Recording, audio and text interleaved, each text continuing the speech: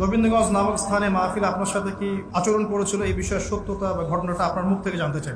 মাহফিলের 2 দিন আগে তারা এসে হাতে পায়ে কান্নাকাটি শুরু করেছে যে ভাই মাহফিল অ্যারেঞ্জ হয়ে গেছে, আল্লাহর ওয়াস্তে 30টা মিনিট হলেও সময় দিয়ে।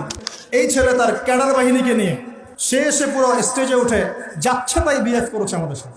একটা ন্যাশনাল নিউজ প্রচার করবেন, তাহলে বাদী বিবাদী উভয়ের কথা শুনতে হবে না? যার নামে মামলা করেছি সে দাঁড়িয়ে বলছে যে জনগণ নাকি আমাদেরকে পিটিয়েছে, ও নাকি আমাদেরকে গাড়িতে তুলে দিয়েছে, অথচ ভিডিওটি স্পষ্ট দেখা যাচ্ছে ওই ছেলে আমার ছোট ভাইকে টানা হেঁচড়া করছে, গায়ে হাত তুলছে, ভিডিও স্পষ্ট দেখা যাচ্ছে। গত 17/12/2022 তারিখে গোবিন্দগঞ্জ নামক স্থানে মাহফিল আপনার সাথে কি আচরণ করেছিল, এই বিষয়ের সত্যতা বা ঘটনাটা আপনার মুখ থেকে জানতে চাই।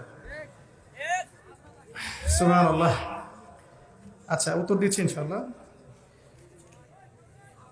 এই কথাগুলো আমি পাবলিকলি বলতে চাইতাম না কখনোই, তবে এখন বলতে বাধ্য হচ্ছি, কারণ এটা ফেসবুকের যুগ, ইউটিউব অনলাইনের যুগ।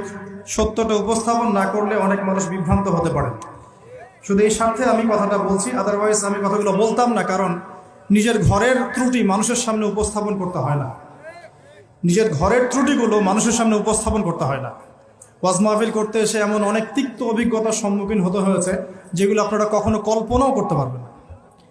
এমন অনেক মাহফিলে গিয়েছি যে এত উচ্চ মানের সমাদর, ভালো ব্যবহার, রুটিন সিস্টেম, আপনার আমাদের যাতায়াত থেকে শুরু করে সিকিউরিটি এত সুন্দর করে করেছে বলার বাইরে। এমন বহু মাহফিল আমরা করেছি।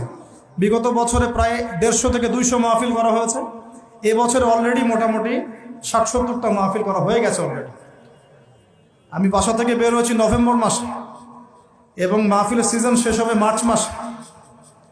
আপনারা জানেন না যে ভিতরে কত গল্প থাকে। পরিবার থেকে দূরে থাকি আমরা, রাস্তাঘাটে হায়াত নষ্ট হচ্ছে, রাস্তাঘাটে হায়াত যাচ্ছে।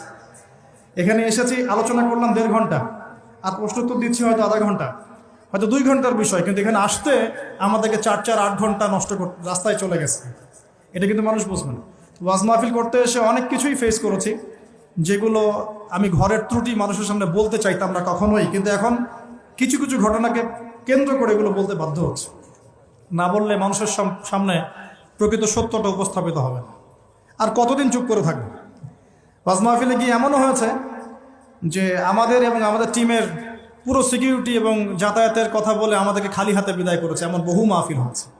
এমন অনেক মাহফিল হয়েছে, মাহফিল শেষ করে গাড়িতে এসে বসেছি, বসার সাথে সাথে মাহফিল কমিটির কোনো খবর নাই, শেষ, ফোন নাম্বার বন্ধ।